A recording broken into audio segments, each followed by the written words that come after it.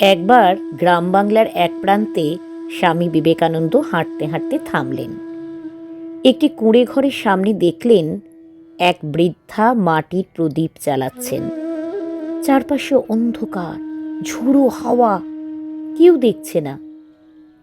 স্বামীজি জিজ্ঞেস করলেন, মা, এত ঝড়ে প্রদীপ জ্বালাচ্ছ কেন? আলো তো দূরে পৌঁছবে না।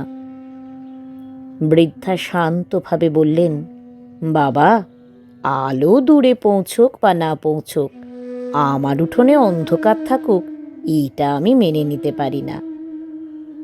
স্বামী বিবেকানন্দ কিছুক্ষণ চুপ করে রইলেন। তারপর ধীরে বললেন, মা, তুমি জানো না তুমি কি করছো? বৃদ্ধা অবাক হয়ে তাকালেন। স্বামীজি বললেন, একটা জাতিও ঠিক এইভাবেই বাঁচে।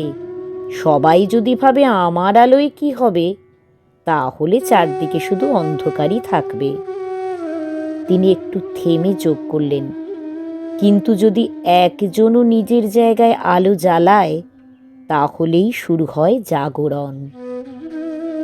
বৃদ্ধা কিছু বুঝলেন না, আবার প্রদীপের দিকে মন দিলেন। স্বামী বিবেকানন্দ হাঁটা শুরু করলেন। সঙ্গীরা বললেন, মহারাজ, ওই বৃদ্ধা তো কিছুই বোঝেনি। স্বামীজি মৃদু হেসে উত্তর দিলেন, বোঝার দরকার নেই। যে মানুষ নিজের দায়িত্ব পালন করে, সে অজান্তেই জাতিকে শিক্ষা দেয়। তিনি শেষ কথা বললেন, হিন্দু জাগরণ কোনো মিছিল দিয়ে শুরু হয় না, শুরু হয় সেই মানুষ দিয়ে যে নিজের সীমার ভেতরে সত্য, সাহস আর দায়িত্বের প্রদীপ জ্বালায়।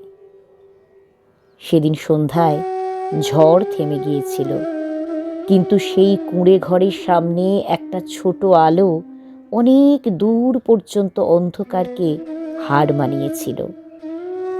কারণ স্বামীজির মতে বড় জাগরণ জন্ম নেয় নীরব ছোট কাজ থেকে।